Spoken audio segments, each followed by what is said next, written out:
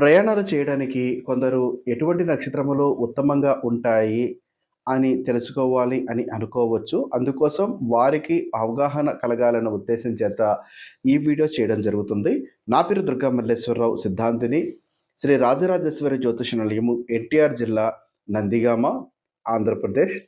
ప్రయాణాలు చేయడానికి ఉత్తమమైనటువంటి నక్షత్రాలు ప్రథమంగా తీసుకుంటే అశ్విని, మృగశిర, పునర్వసు, పుష్యమి, హస్త, అనురాధ, మూల, శ్రవణము, ధనిష్ట, రేవతి నక్షత్రములు యందు ప్రయాణము చేసిన శుభ ఫలితము ఉంటుంది.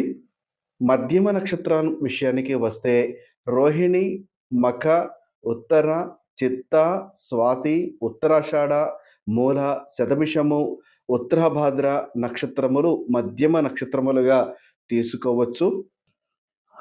అధమ ఫల నక్షత్రములు అంటే ఫలితం రాని నక్షత్రములు విషయానికి వస్తే భరణి, కృత్తిక, ఆరుద్ర, ఆశ్లేష, మఖ, పుబ్బ, విశాఖ, పూర్వాషాఢ, పూర్వభాద్ర నక్షత్రములు యందు ప్రయాణము అంత మంచిది కాదు. ఇది గుర్తుంచుకోండి.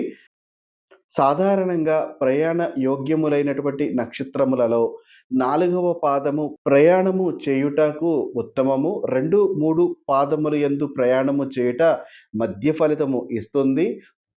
మొదటి పాదము కొంత ఫలితము వ్యతిరేకంగా రావడానికి అవకాశం ఉంటుంది కాబట్టి శుభ ఫలితము ఇచ్చేది, మధ్యమ ఫలితము ఇచ్చే నక్షత్రాలలో మొదటి పాదమును విడిచిపెట్టి తదుపరి పాదములలో ప్రయాణం చేయుట మంచిది.